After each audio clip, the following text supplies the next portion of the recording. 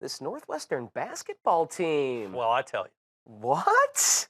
They won for the first time in Columbus, Ohio today in 40 years. Not even Tim Doyle was alive. No. When Northwestern last won a Big Ten road game in C-Bus. Here's Scotty Lindsey after the win on Blocking Off History Talk with the Wildcats. I think that we're a team and that history doesn't define us. The past things that have happened with this program, that doesn't really matter to this team. We push through that type of stuff, and we've become a tough team over the years. Like Coach Collins has been here. We've been through a lot of tough games, a lot of close games, and we've learned so much that, we can go into hostile arenas and environments and pull out a win. That dubious history that Lindsey is referring to is the fact that the Northwestern Wildcats have never gone dancing. That's crazy. Not even when Tim Doyle was there, averaging, 8 points? I think it was like 6.5. 6.5? Yeah. He had a few assists, I guess, but it was like 8 points.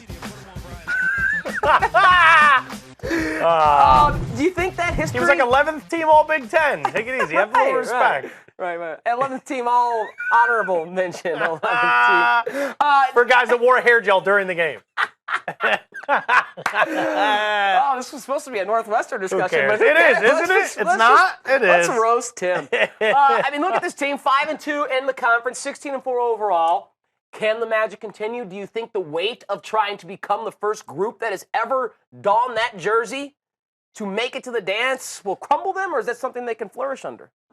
I think it helps having Chris Collins as your coach. I think for someone that's been around so much success in programs past, whether it be Duke or other places, I think that's going to help kind of keep perspective and not get carried away with trying to be the first to do anything and just win games.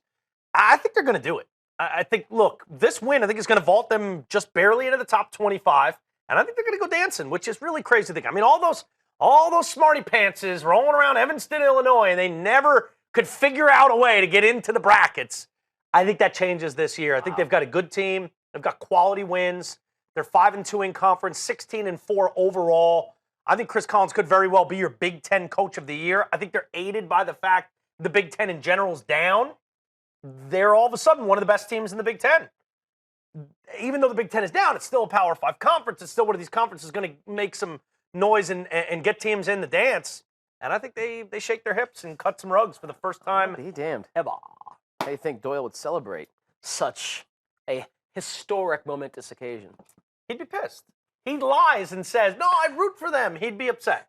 He wants them to just mire away in If he couldn't do it, no one can do it. No. He doesn't want anyone. It's the same way when McIntosh broke his assist record. Yeah. And I love it, too, because wasn't McIntosh like a freshman or like a sophomore when he did it? He tweeted out congratulations. You should have seen him in the green room here. When the red light was not on or something they didn't put on social media publicly, oh, man, he was upset.